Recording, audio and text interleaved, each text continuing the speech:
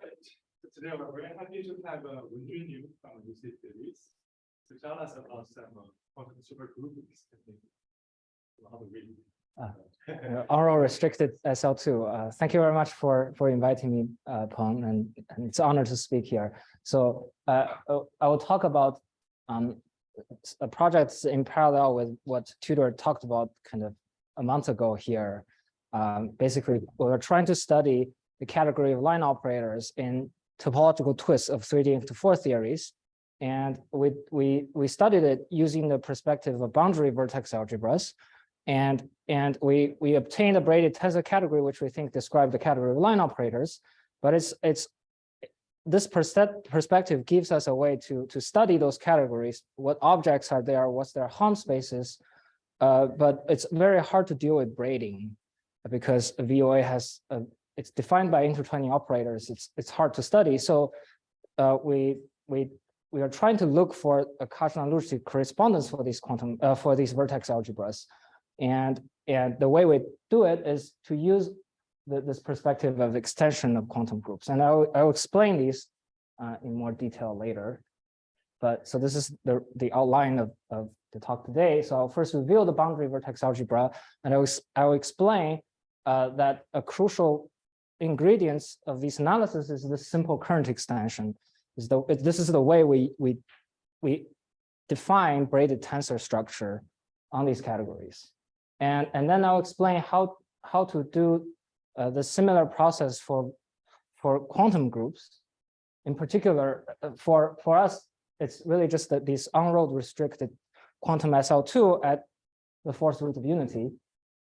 And I'll explain how we use this extension procedure to find subquotients of quantum groups. And in the end, if we have time, I'll talk about like what are some interesting Creutzig dualities. Great. So our original motivation is to study line operators in twists of 3D to 4 gauge theories. And we kind of just focus on the simplest possible gauge theory is the abelian gauge theory. So for me, gauge group is going to be some copies of torus. And I should choose a quaternion representation. And for me, the quaternion representation is going to be of cotangent type. So it's going to be T star of this V. So this V is the complex representation. And this representation is going to be defined by a charge matrix rho, which tells me the weight of each basis element under the action of the gauge group. And I'll assume that this is a faithful representation for the purpose of we're trying to prove mirror symmetry for these, and mirror symmetry is easier for these abelian gauge theories when it's faithful. Or in other words, I want to assume that this rho defines a short exact sequence of this form. And but like for the purpose of obtaining these categories, and it's really not necessary. But anyhow, so once I fix these data, I have a 3D 4 theory, which I'll call T of rho, the gauge with gauge group U1 to the R and hypermultiplets valued in the representation V. The theory has many twists, in particular has topological twists, the topological A twist and B twist. We'll denote by the TA of rho and TB of rho the twisted theory, just for convenience. So our study of line operators uses the boundary VOA perspective of Costello-Gaiotto, who told us that these theories, these twisted theories, admit holomorphic boundary conditions. And these are boundary conditions that's compatible with the bulk twists, such that the twisted theory on the boundary is actually a holomorphic theory. So in particular, if we look at local operators on the boundary, then they form a vertex operator algebra.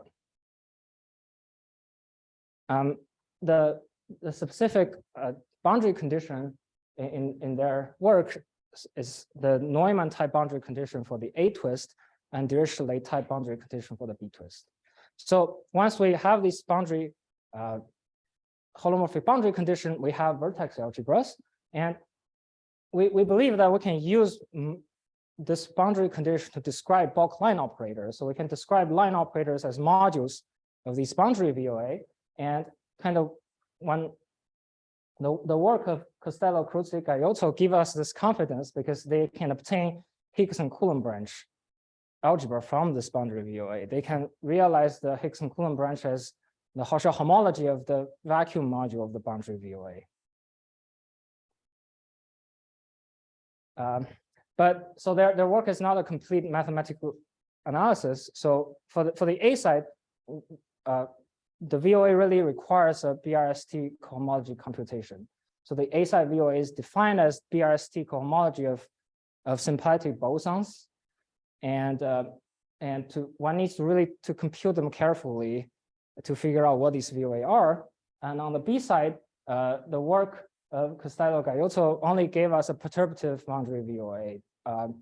The Dirichlet boundary condition for gauge fields will have boundary monopole operators, and so one needs to include that to get the full non-perturbative VOA. And on both sides, one needs to define a braided tensor category in order to compute harms and to verify that one can indeed get Higgs and Coulomb branch algebra from these categories. Yeah. So we say instead of course you compute Higgs and Coulomb branch, so you can give a different construction other than from I guess so. Right. So for the A side, their competition is really the Bravman-Finkelberg-Nakajima. So like these vertex algebras are differential operators on the Higgs branch, and yeah, so the competition really follows from that. Sorry, these VOAs are differential operators on the quotient stack. So if I have a gauge group G and hypermultiplets valued in V, then the differential operator, the boundary VOA that they write down, really look like differential operators on loop space of V mod the loop space of G. So yeah, so in their analysis, it was really a BFN type of argument. And for the B side, it comes from using this perturbative boundary VOA. The perturbative boundary VOA is really it's related to tangent complex of the Higgs branch. And right. Thanks for the question. So the boundary, so the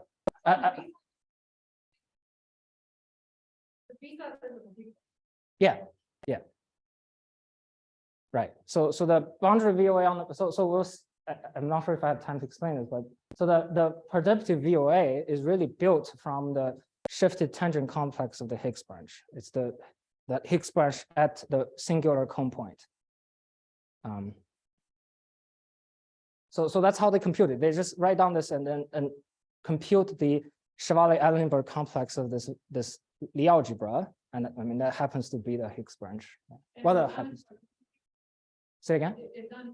Well, they did that for general G and V, but again, like it's not well defined really for general Lie group. So we only know how to do it for a abelian case. Yeah, thanks. Any other questions? Cool.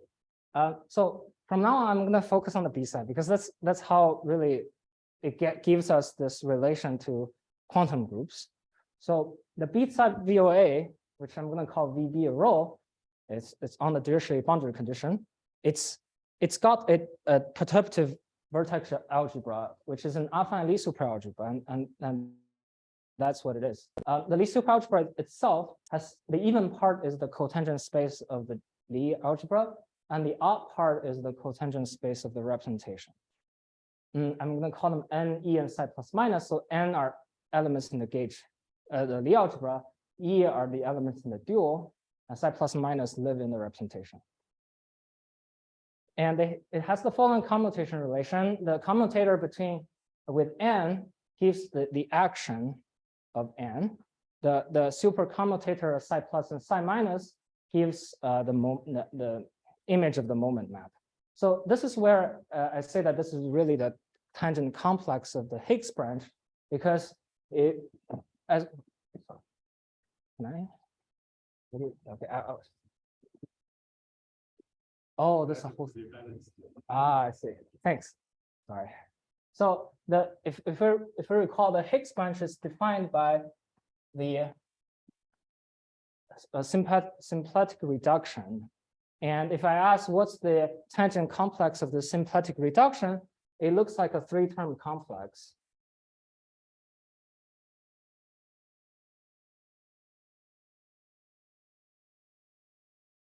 So an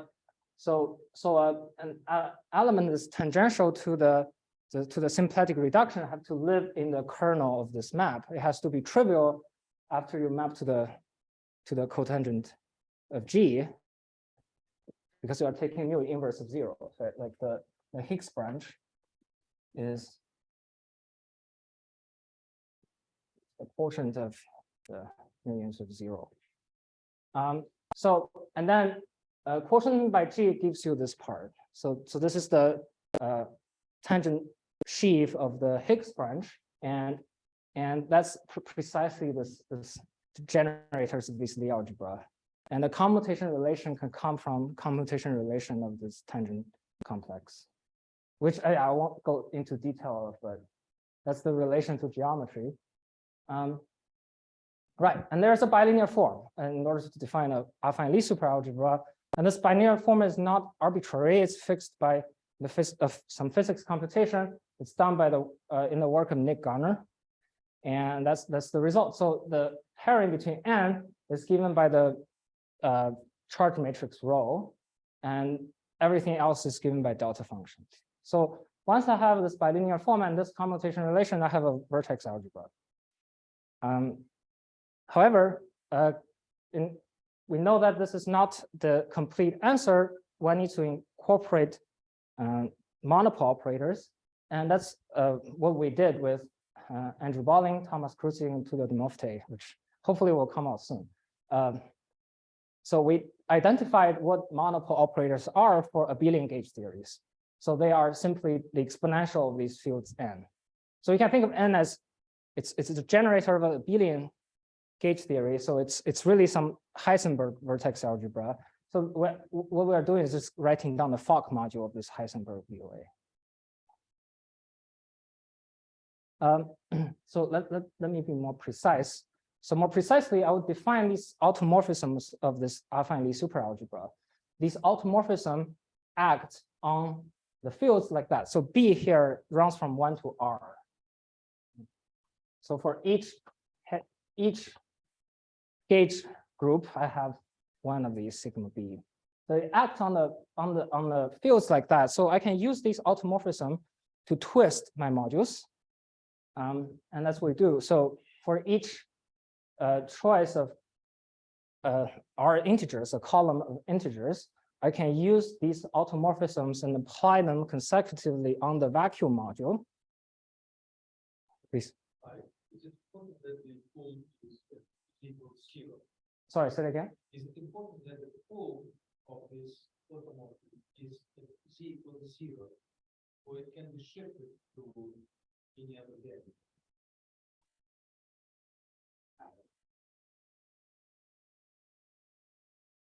I think it's important that they're at z equal to 0 because, well, I guess when I'm writing it this way, I'm writing an insertion of a vertex operator at 0. So the pool is at 0. But of course, you can, when you insert them at different points, your pool can be at different points.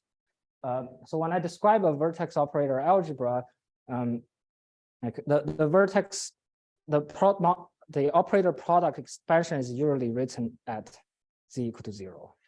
But of course, you can insert this operator somewhere else, and yeah. Yeah, thanks. Say again.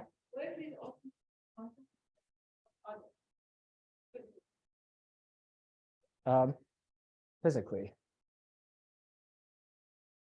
I mean, I think that my understanding is that a monopole operator is you have to consistently, a monopole operator is setting certain poles to the gauge fields, to these n's and e's, and these I'm just writing down what's the action of the monopole operator.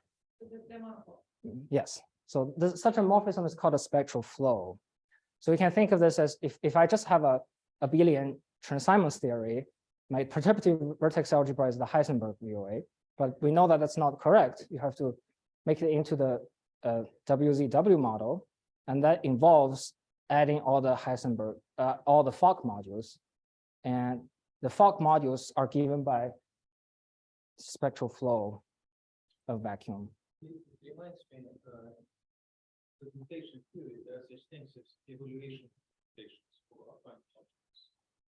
It's when you tend to charge is zero.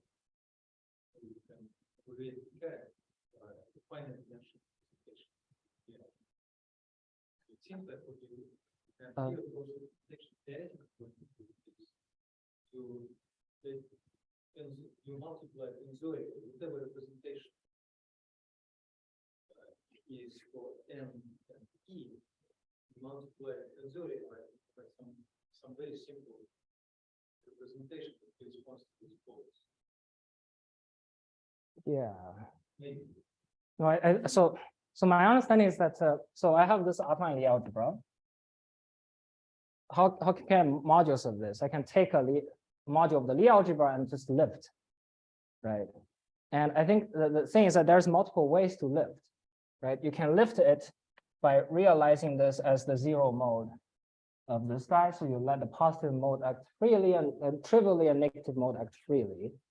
But you can also do a twist. You can realize this as some kind of diagonal. So you have your fields N and E, and you have your field psi plus and psi minus. So instead of viewing G star rho as the zero mode, you can take the, say, minus K mode of phi minus and K mode of psi plus, can do a lift this way.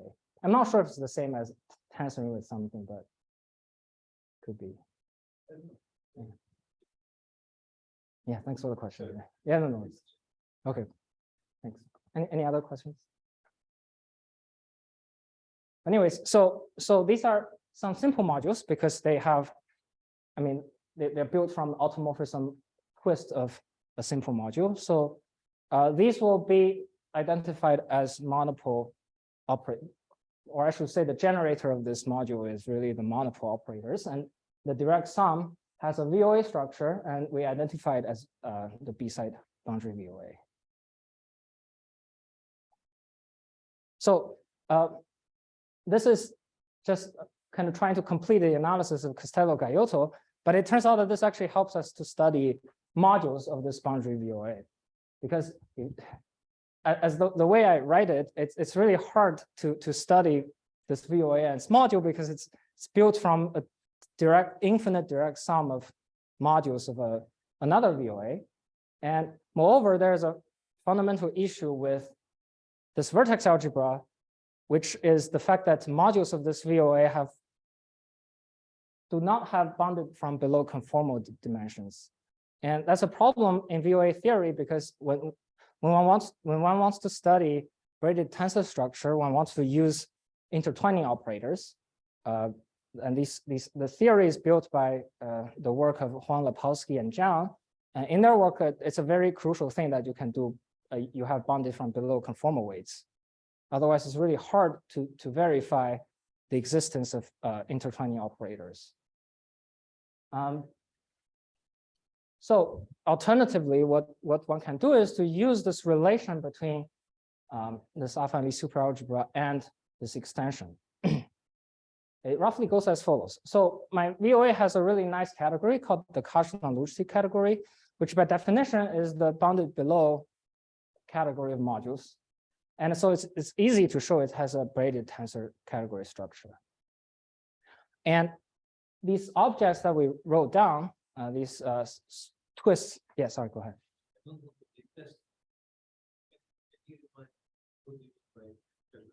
Yes, thank you for the question. So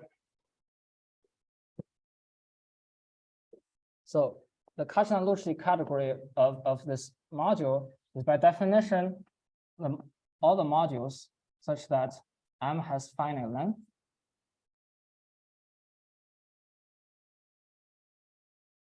and M has bounded below conformal degree.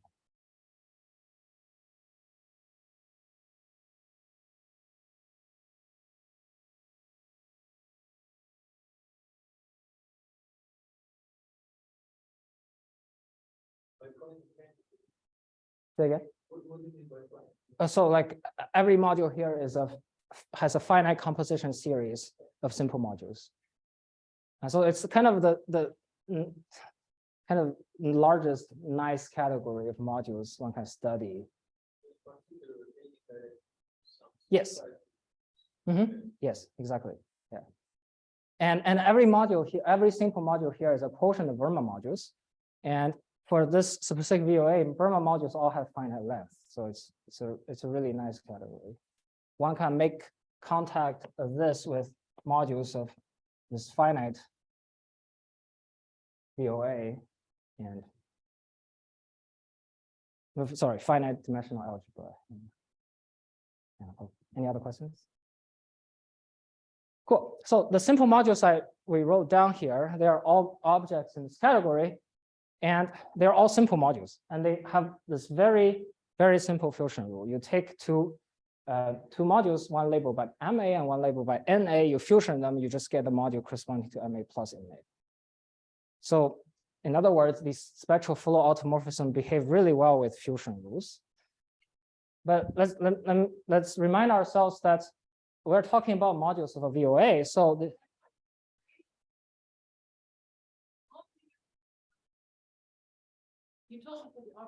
yeah, HOMs are HOM module HOMs. The HOM between M and N is just HOM as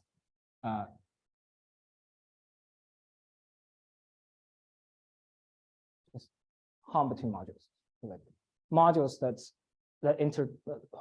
maps that intertwine the action of the VOA. Does that make sense? Cool. Great. So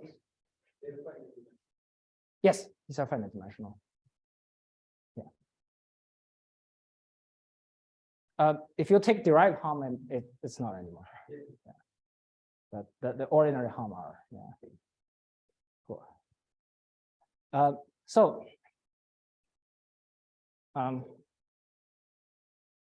Right. So this fusion rule is really given by some intertwining operator, because that's how a fusion rule for VOA is defined. It's defined as a universal object for the intertwining operator to exist. And so it turns out that this intertwining operator is also the vertex operator for this extended VOA, because in order to have a VOA, I need a vector space together with a state operator correspondence. And these intertwining operators are the state operator correspondence. Right. Yes, go ahead. This cross product is the fusion tensor product. Yeah, it's the fusion tensor product. No, it's not. Yeah. The center chart is same from the end. Yes, right. Yes. So if I really want to construct it, when I first take the restricted dual, take the tensor product of the restricted dual, and take a subspace and take the restricted dual of that. So there is a double dual construction. And it's in that double dual construction that one really needs to impose these bounded from below and finite length. Otherwise, if the space the dual may be too big to deal with. Yeah. But thanks for the question. Any other questions? Cool. So I give you this. So what I'm trying to say is that these vertex operators defining this extension are really given by these fusion rules. But it's not enough, because if I want to define a vertex algebra, I need state operator correspondence, but I also need the fields to be local with respect to each other. And in other words, the insertion should be local. I should be able to braid them around each other. There shouldn't be holonomy when you go around. So this locality is actually equivalent to some supercommutativity relation. So it's saying that when I first insert M, N, and M, it should be the same as first insert M and N and just braid them. So in conclusion,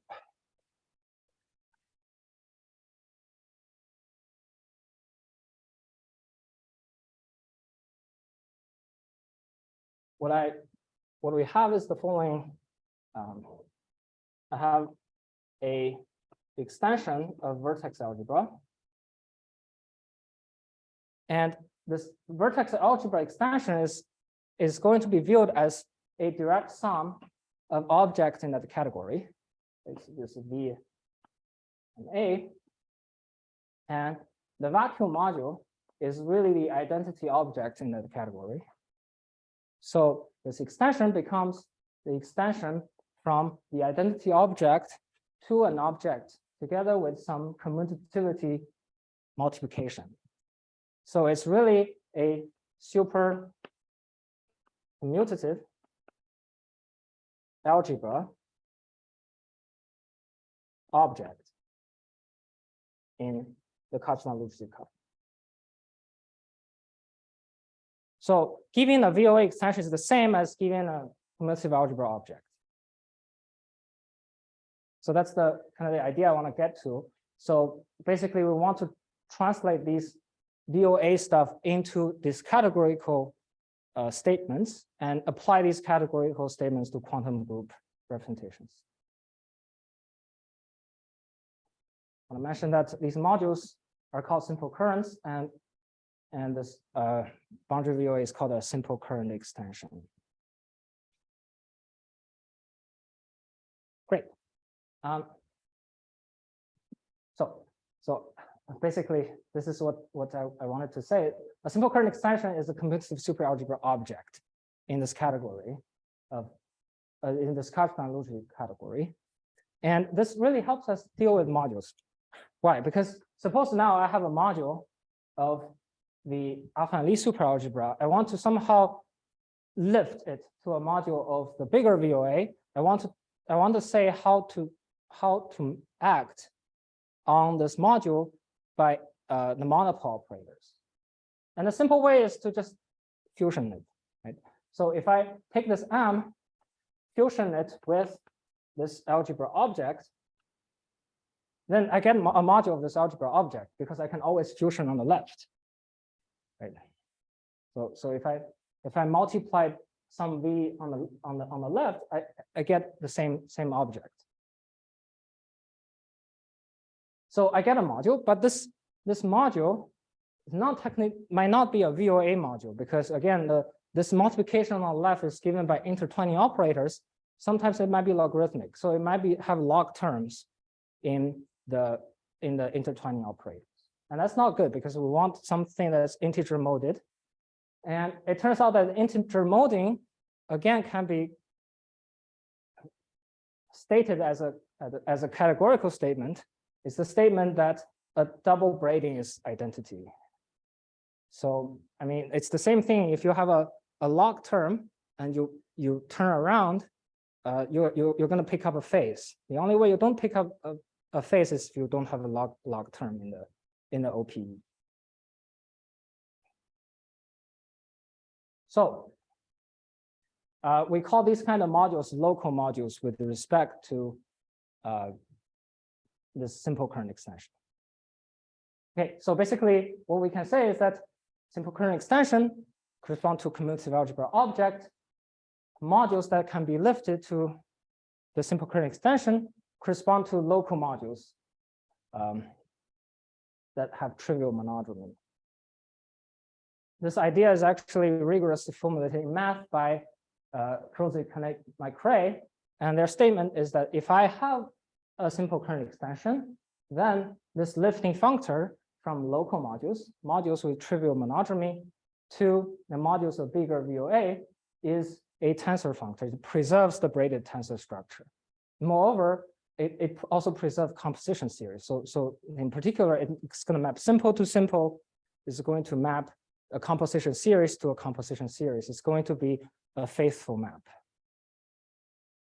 So in particular, if maybe the VOAW is hard and it doesn't have bounded from below conformal degree in particular, but if you somehow your core, this sub VOAV, if this VOA happen to have a good braided tensor structure category, then you can actually get a good braided tensor category for W by just lifting all the local modules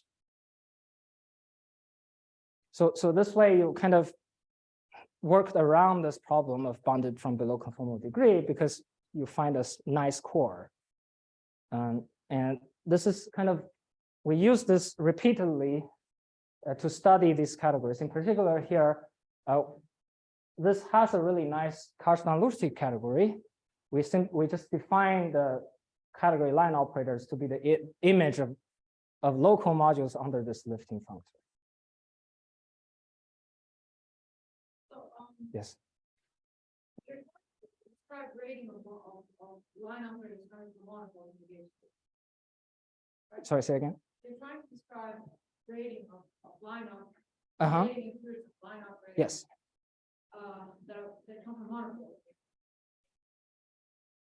Not coming from monopoles. Sorry. That kind of called line people. Yes. Yes. I think so. Mhm. But it sounds like you're modifying from your original case. So the monopole operators themselves are boundary local operators. They're not line operators. Sure. Say again. What line like line operators? What line So no, like I guess what I'm trying to say is if I have a boundary condition, I can put a line operator, and this would be my line operator. But my monopole operator does not come from that. Monopole operator is a genuine thing on the boundary. It's just by letting the gauge theory have some pull on the boundary. The gauge field. And your monopole operator can also your line operator can end on the monopole operator. Yeah, the monopole you can bring a monopole closer to the line, and well, that's what happens. yeah. So basically, this is trying to say that if I have an M, M is a module of this perturbative VOA. And this fusion is telling you what happens when you bring a monopole operator to it.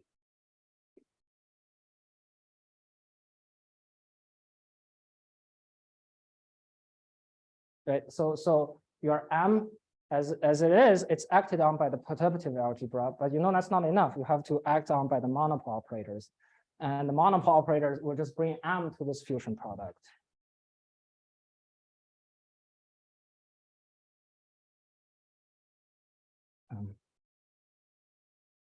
Is that thanks. Where was I? So again, the vertex operators in your parallel come from line operators, right? No, there are local operators on the boundary. Line operators become modules of this Carrel algebra. So you can think of this algebra as somehow, I don't want to say this because it might cause confusion. You have this boundary condition, you harm it with identity line. So like you're asking what are local operators on the boundary? Yeah.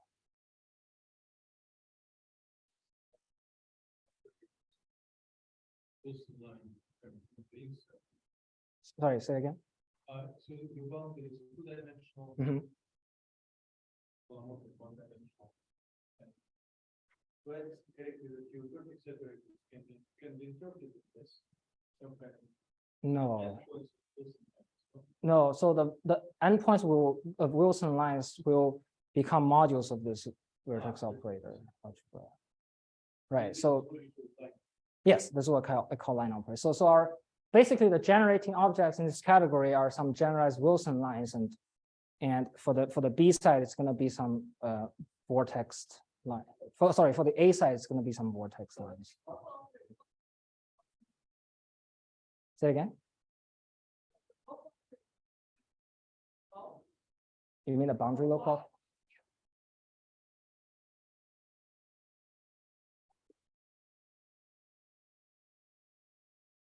You can, I think you can go into the bulk. It's just going to be killed by Q mode. So the most, so especially the perturbative part are built from like the restriction of bulk operators to the boundary. But if you pull them back to the bulk, they will be killed by the Q. Yes.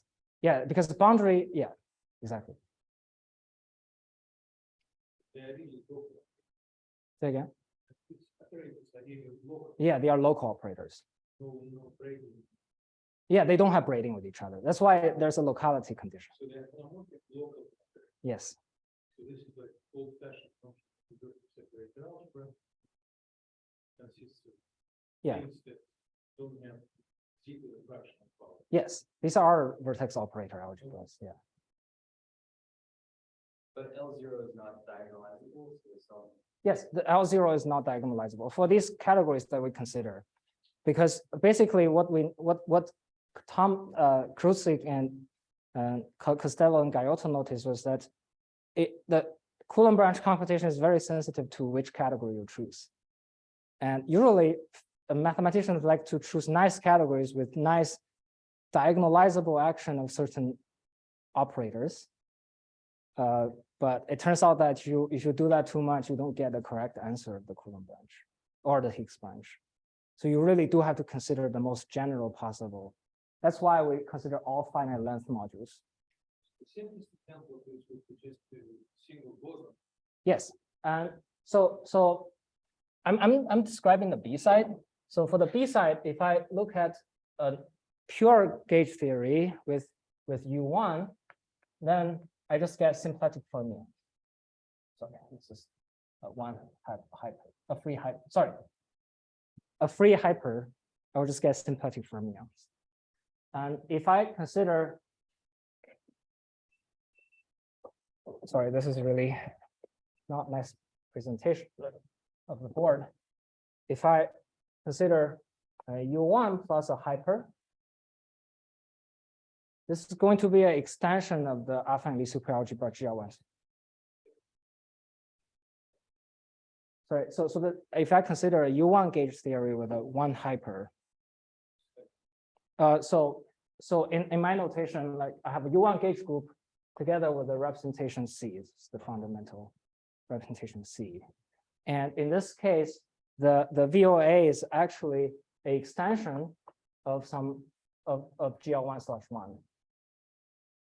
And this extension is identified with a symplectic boson, tensor a free complex fermion, which is the A side VOA, which is the A side of VOA for this free hyper. That's the mirror symmetry statement. But yeah, these are very explicit vertex operator algebras that one can write down. Why do you get them? Oh, these are the monopole operators. So here I also have an affine Lie superalgebra, and well, sorry. Yeah. All right, that's right. Great. So yeah, so here my VB rho is a direct sum simple modules of this affine Lie superalgebra. For this case, the affine Lie superalgebra is this GL1/1, and the extension are the monopoles, and this is an isomorphism, and this is already known by Thomas Creutzig and David Reader. Like they already know that the beta gamma is an extension of that. Thanks for the questions. Are there any other questions? Cool. So it's actually not very hard to figure out which are the modules that's local, and it's also not very hard to see the effect of this lifting functor. This lifting simply just identifies a module with its spectral flow. Basically, because we are tensoring it with all these simple modules, if you tensor with a simple module, it doesn't change the result because you are fusioning over all of them. So basically, you take a submodule, you identify a bunch of objects, and that's the category you get. Okay, so now I'm going to switch to quantum groups, which hopefully is much more explicit. Is there any questions so far? No, great. So yeah, we're going to apply this to quantum groups because now yes, go ahead.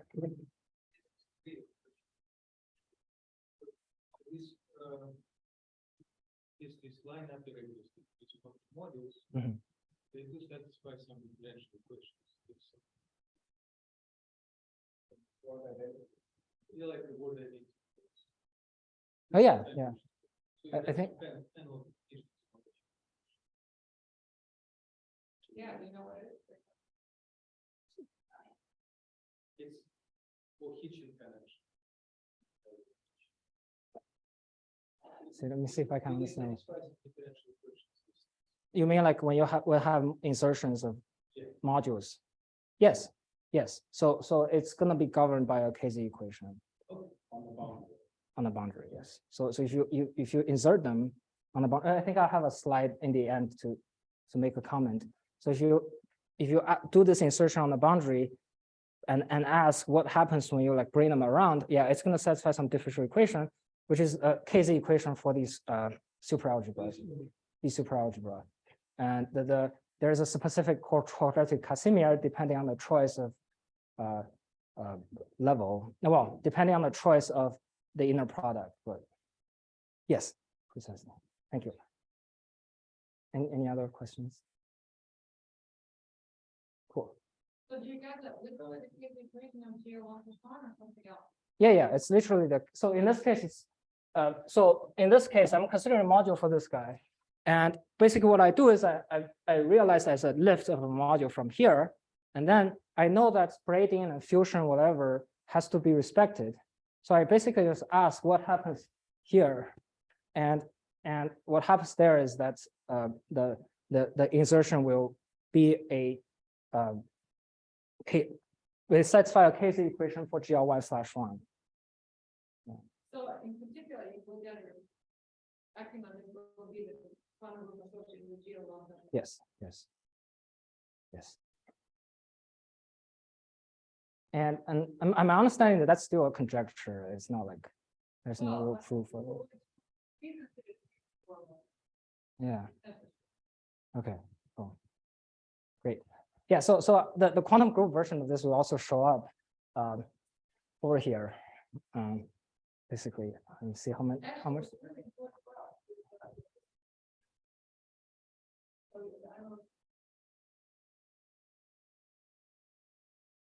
Well, for G1, for the other theory, G1 plus 1, you can place early. Oh, well, yes.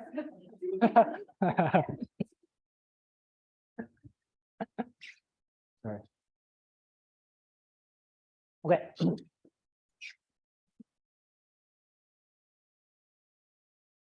So basically now what we are going to do is now we know that whatever VOA construction here has a category analog. So I should look at a braided tensor category, look at a superalgebra object, and ask what are the local modules, how do I identify them? And that will lead us to quantum group analog of this B-side VOA. So the idea is that this affine superalgebra and consequently its extension are simple kernel extensions of singlets, copies of singlets and Heisenberg. And this really, we realize it by writing down a free field realization. And to give you an example, if I look at, if I look at GL1/1, it actually has a map. The GL1/1, usually you have the field NE and psi plus minus. This actually has a free field realization using the symplectic fermion and a Heisenberg VOA generated by C and D with OPE with this specific OPE. And the map, for example, psi plus is going to be mapped to chi plus e to the c. Like psi minus is going to be mapped to chi minus e to the minus c. So this is a well-known free field realization. And basically what we did was we wrote down a very similar free field realization for these affine VOAs, and we did some computation and realized that they are simple current extensions. Yeah, we generalized this thing. Yes. Yeah. And now I'm in business because I know what's the corresponding quantum group for the singlet. It's this unrolled restricted SL2, which is first noticed by Floor when he computed some Valinda formula and found that they match, and later by Creutzig-Milas and many people. And now we know that these are at least equivalent as abelian category. So modules for the singlet and modules for quantum group are equivalent. And the quantum group analog of the Heisenberg are some simple commutative algebras, which I will show you in some examples. And so basically, then what we do is that we take these quantum group. I want to draw this diagram. Sorry. Thank you. Maybe the front one. Sorry, the front one. Thank you. Oh yeah. So I have that diagram over there. Those are VOAs. So if I can find, if I know the quantum group analog, which are some copies of singlet and some copies of Heisenberg of just commutative algebra, then I can try to extend it. I try to find the corresponding modules in this category and just extend the identity to some direct sum of simple modules. And then I ask, when I want to take a module and lift it to modules of this commutative algebra object, what happens? Like, what's the locality condition? What things got identified? That will lead me to a quantum group. And moreover, this quantum group immediately has a braided tensor structure, even if I don't know how to construct an R matrix, because they come from lift of something that's quasi-triangular Hopf algebra.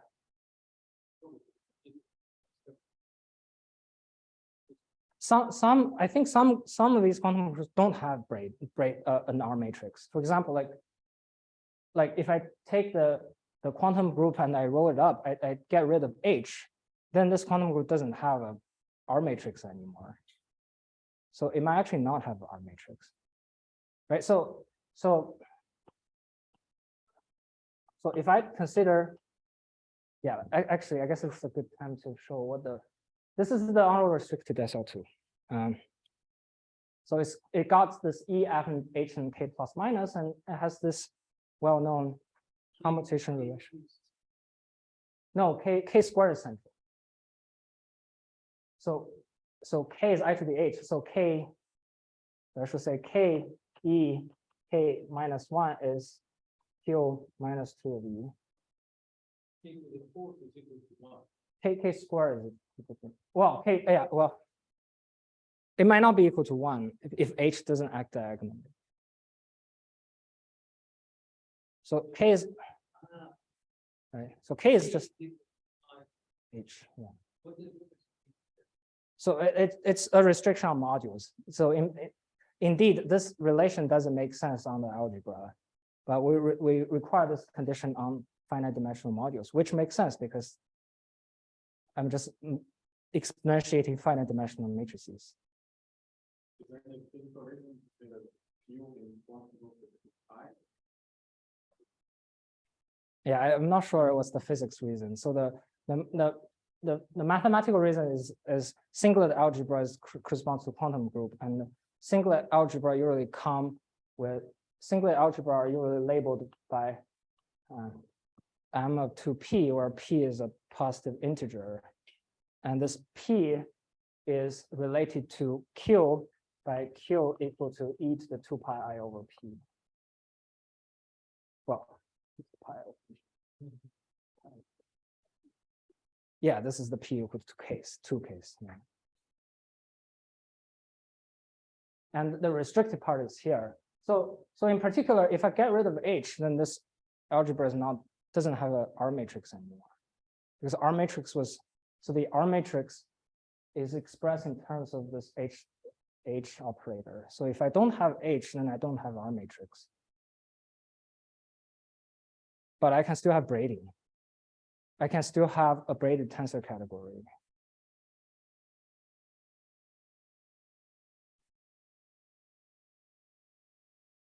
Does that answer your question?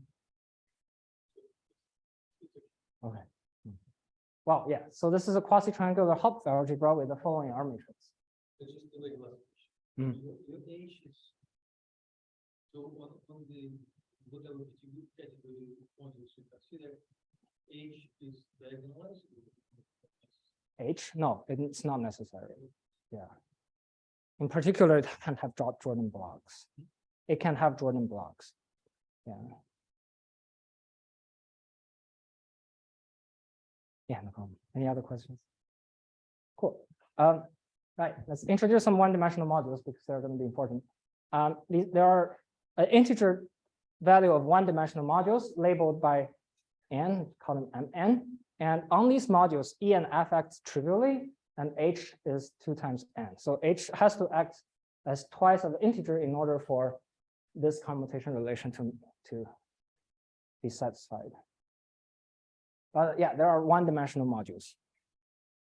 And I can now show you the first example of how, kind of a trivial example of how we obtain symplectic quantum group analog of symplectic fermions.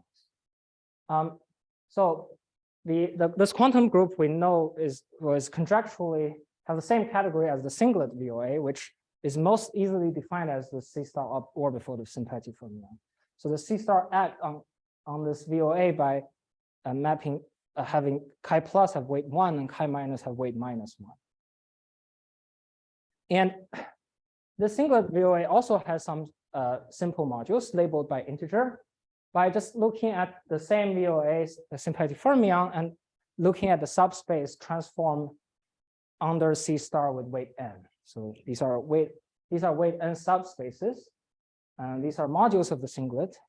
And under this quantum group correspondence, the n that I just introduced correspond to these. So in this example,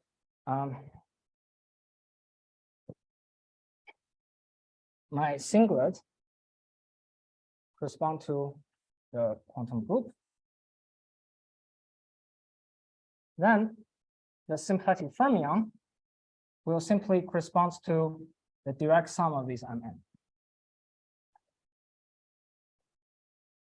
which is this commutative superalgebra object. So now I can ask, how do I lift modules? Well, we know that we need to do a monodromy computation. We need to look for all the modules where this double braiding with mn is identity, and this double braiding is very easy to compute. It's a very explicit R matrix, and H act on the first factor as 2n and the second factor as H. And then local modules just need to satisfy this. I to the 2h equal to k squared, which is equal to 1. And we'll take I to the h to be the parity operator because these mn's all have their own parity, and this mn can shift the parity. And if I take an m that's local, and then I want to lift, right? So lifting tells me that I should identify m with this tensor with mn. And so I ask myself, like, how are they different? Well, everything else acts in the same way. E and F all acts in the same way except H. The only difference between M and this tensor product is that the weight of H is shifted by 2a. So this is telling me that in the final module, I do not have the action of H anymore. So this is the uprolling part. When I consider module for this commutative algebra, I get rid of the action of H. However, E and F are still well defined. So if I take chi plus to be Ke, chi minus to be F, we find this commutation relation.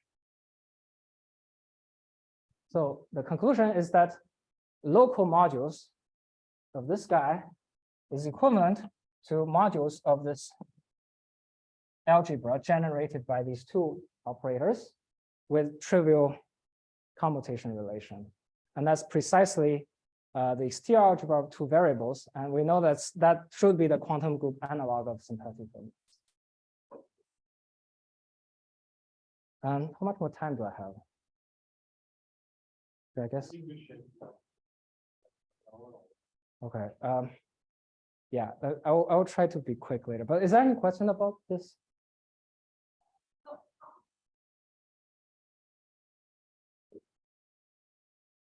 How much conservation gauge theory are you using here? Having understood that U1 with one hyper,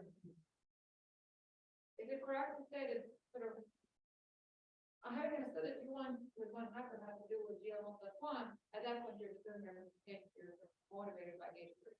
Or Yeah. there is really gauge theory. Oh, yeah, so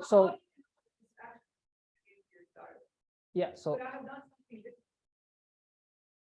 no, so when I really do want to do local, to really write down these gauge theories, what I do is that I look at this VOA and ask what kind of extension do I get from the singlet in Heisenberg, and I write down the corresponding modules for the singlet and Heisenberg, and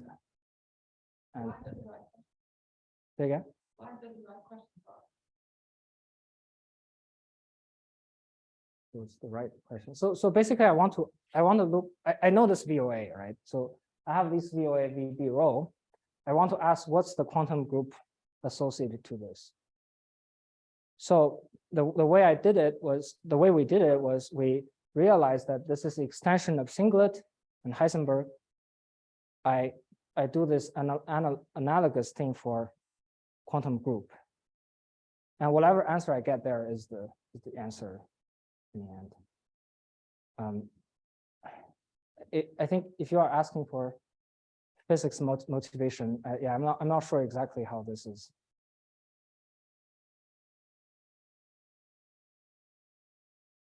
Yeah. Thanks. So this algebra is presumably a holomorphic. Yeah, it's a Hopf algebra. Yes, there are multiplication, co-multiplication, and antipodal, but there's just no R matrix. But I guess it's easy to fix the non-existence. R matrix. Yes. So well, these are infinite dimensional algebras. So the double doesn't really give you an R matrix. If you go back to the original abelian gauge theory for the define the row are you saying that, did you know the corresponding gauge theory? Yeah. You know, So the case equation for this, well, yeah, there is some complication because when I solve the case equation, I have to carefully choose the eigenvalue of E of the central element. Otherwise, it doesn't work. But like for these guys, that's enough. but Yes. there's no R. So you can get an R matrix if you unroll it. If you add an operator whose exponential is k, then you get an R matrix.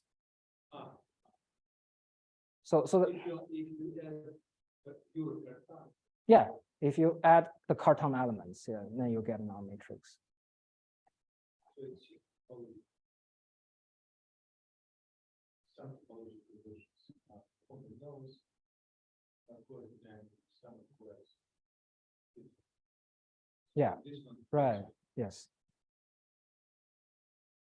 Yes. So if you add H, which is being for multiplication, and which is Yeah. So plus minus, Mhm. then it's fine. Yeah, then it's fine. Yes. But that would come from our original gauge theory, or at this point, again, So yeah, I would say that this comes from gauge theory because this is Even So- after the- Yeah, so I want to say that this is really the quantum. So if I okay, and maybe let's just look at this algebra and say, so if we look at this relation, this psi plus of I, psi minus of j is some multiplication k. Now let's assume that k is exponential e, which is really is the origin of this. So this, I would write this as e to the 2 pi I rho I a e a minus 1. So so if we expand this linearly, the first term is going to be 2 pi rho I a e a. And that's the ordinary affinely superalgebra. And I think what I want to claim is that the quantum version is this one. And sorry, I'm skipping all the slides, but I guess that this is a good place to say this. Basically, this algebra itself is actually crucial due to something that people have already studied. So if I take this quantum group generated by these guys and I crucialize say psi minus, then psi plus say, then I will call the crucial psi plus xi. Then the supercommutator there will become a differential, and that's the differential. And what this differential is really imposing this equation, zx equal to x. Special view of it. What is that? So I guess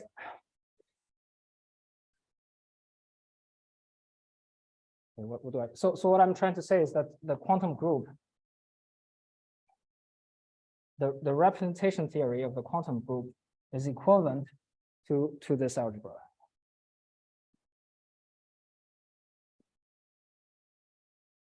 And it's realized by, when I say crucial dualize psi I plus, what I mean is that I will take the Verma module where psi plus acts trivially, this Verma module, where psi plus act trivially, psi minus act freely. And then I compute a derived endomorphism. And my claim is that this endomorphism is this DG algebra.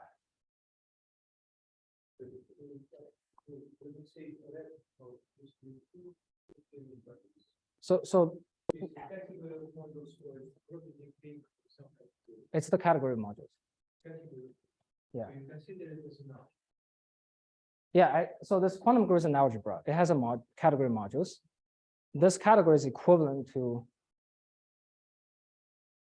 sheaves on this derived scheme This category as a derived category. So this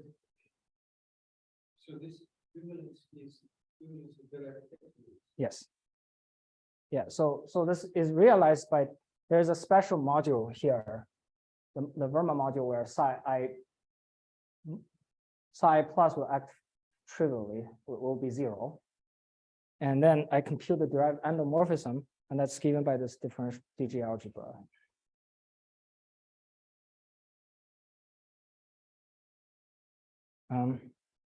Sorry, maybe I'm not explaining it very well. Yeah. So there's an object whose hom, there's a generator in this category whose hom is this DG algebra. That's what I mean. Great. So this is really the topological loop space of V mod G. So this quantum group we think it's, well, I mean, I was trying to answer your question why I think this is the right thing for the gauge theory. Because like it's equivalent to this derived loop space, which is a 2D model perspective.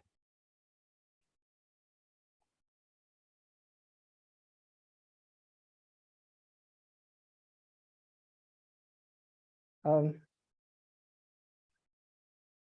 so let me not go there. Okay, yeah, I guess let me just say this. So I guess in the end, well, so I skipped one comment. The last comment I want to give is that the reason we want to study these quantum groups is that we don't know how to deal with the braided tensor structure coming from vertex algebras. But once we can write down this quantum group, then the braiding and fusion structure is very easy. It's just some quantum group module. There's an explicit R matrix, and one can compute. And I think now we have a better understanding of this VOA braiding structure. It's the fusion and the braiding and the associator will come from the solution of certain KZ equations. And the braiding is given by exponential of the quadratic Casimir. So if somehow the equivalence between these the singlet and the quantum SL2 can be proved, then this will tell us that the VOA module and this quantum group module are equivalent. So that will be a Drinfeld's isomorphism between these categories. And because that's which has additional structure, this line operator, you can also have quantum-supergroup here. Yeah. There can be like local observables. So where does that fit? Local observables are harms between line operators. So in particular, in our category, So those have to be anyone's fault. So there's some part of the fault that the boundary here doesn't have. Right? This is the place where it's sort of different from standard to standard. Is that true? Or there is something like, but I thought that's what was supposed to be cited by the unit logical theory, that I have extra structure, they go down, not just the lines, but the point. So do you see that structure? sorry, I guess I don't know what you mean by. Yeah. Somehow it's supposed to be true that the defect on the line operator, that these are changing the line operator.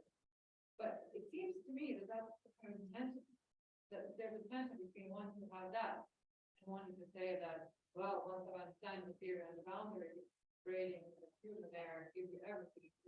That's true. The standard here, but once you have local stuff, it qualifies. It's right wrong.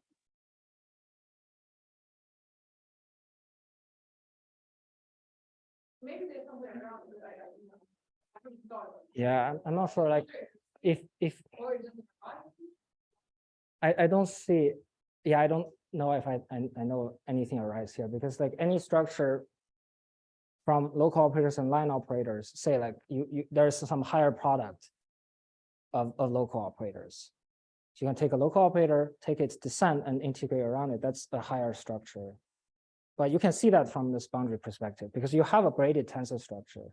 That's going to induce a higher structure on the algebra, the bulk local operators. But it doesn't, ordinary.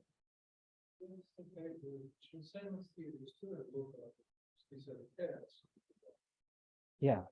But not in the bulk. We did have stuff in the bulk. Local operators in the bulk. Local operators are on the bulk. No, in the bulk. You know, you can have a line. Yeah. So In principle, a representation that your capital line will change.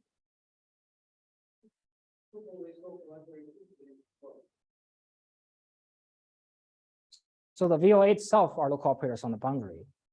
Sure. But if I take a module, the vacuum module, and compute this derived harm, then this is bulk local operators.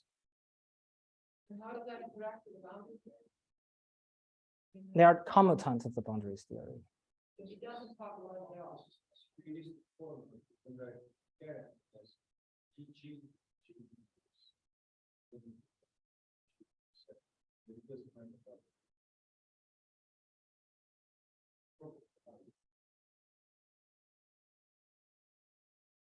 That does Right. make sense what I said.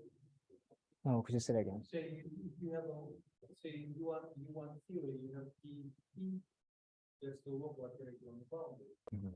But then you can write P as G inverse. Yes. Where G is equal.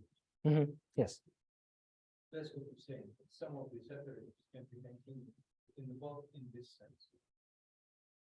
I think that is more. No. And more of the model, which is the identity line, of the kind of, no line operator at all, is the entire algebra function of the user, which is cute. But somehow it doesn't, you think that it interacts with the whole story of the board. No, the braiding in the boundary induced it come from the symplectic structure on the So Higgs I branch. think is the algebra function, it just moves around Yeah. your point. Yeah, That it doesn't do anything. it's a commutative algebra, so yeah, it's And when you have chosen it, yeah, nothing happens. But there is an interesting higher structure coming from symplectic form, and that you can see from the boundary VOA. So this has a symplectic structure. So this is a Poisson algebra. I can see the Poisson structure from the boundary perspective. So it's more than that from the braiding structure. So roughly, I have this endomorphism, right?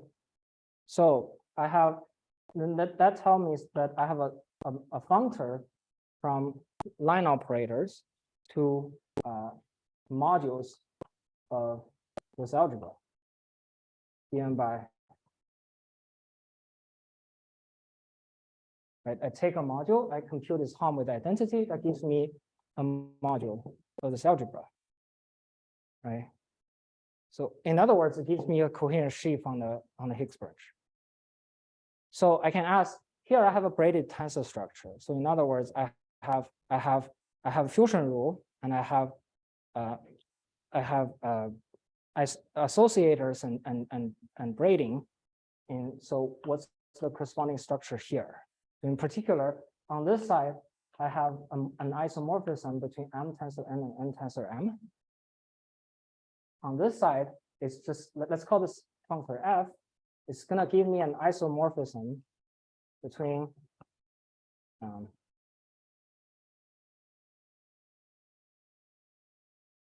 these two sheaves. And this non-trivial isomorphism is the exponential of the Poisson bivector. So You see Poisson, the Poisson bivector. Poisson bivector. Omega is the Poisson bivector. Say again?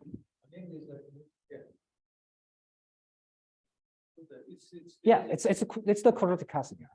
Okay, so it's the same Poisson tensor that we have in T Poisson. Yes, it's the ATIA class. Yes. So this Poisson structure, that's why this is related to the. So is this idea both Goldman business for flat connections?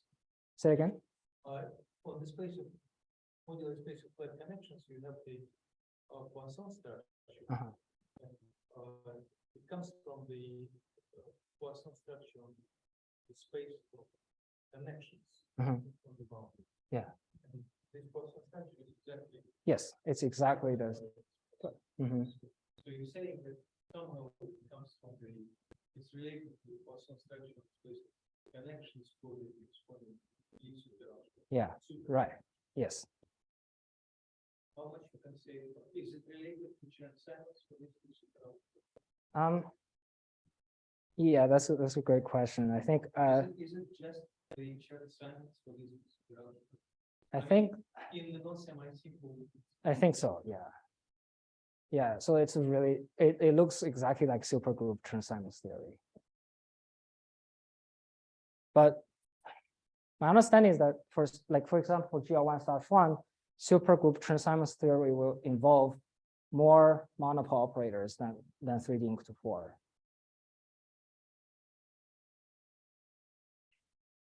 I suspect that there are Yeah. solutions. Right. Yeah. Yes. Just as if you take quantum group of infinity, there are many topological non-imperial solutions. Mhm. So, Yeah. Yeah. we study them. Mhm. And the non-symmetry, is it important? Yeah. For this R and space? Oh yes, it's very important. If I don't have semi-simple module, if I only have semi-simple modules, this is not true. This is Yeah. Yeah. No problem. Thanks for the question. And for example, S&P matrices, you know, Sorry, say again. the S&P matrices.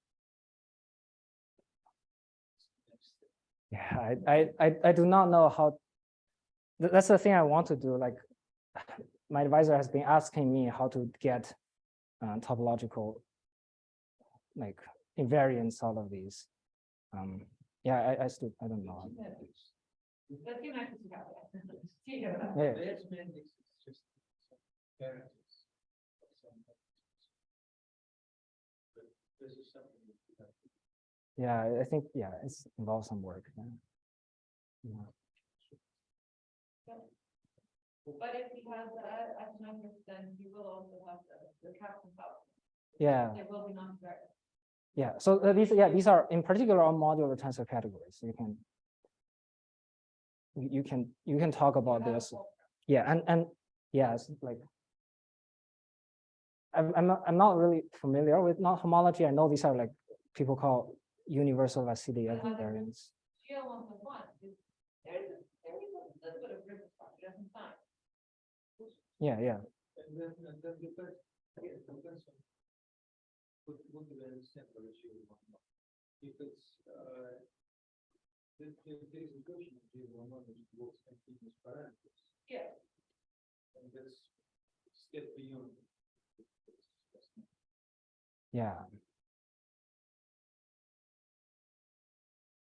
If there are no continuous parameters, we will either some very trivial semantics or something not trivial necessarily. So your different versions, for example, this possible line to the law, or how did it?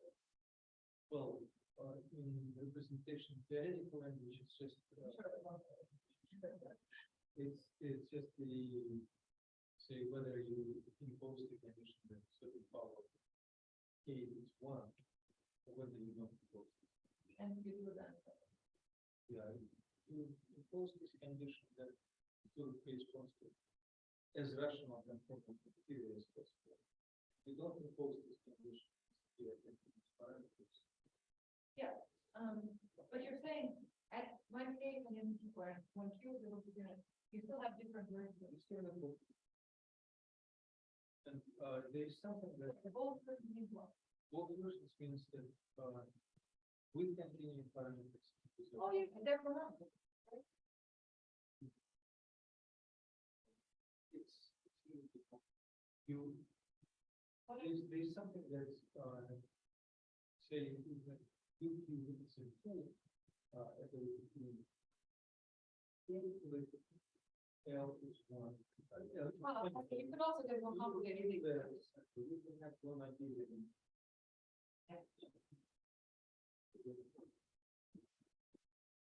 So then make a possible short summary of this. Yeah. Go ahead. So it's a significant step forward to understanding the vertex operator algebras related to Chern-Simons theory for this superalgebra. Yes. Yes. So what you discussed is the boundary content, and then what is presumably one of the next iterations will be to fill out The bulk. the bulk. Yeah. Right. Yeah. Thank you.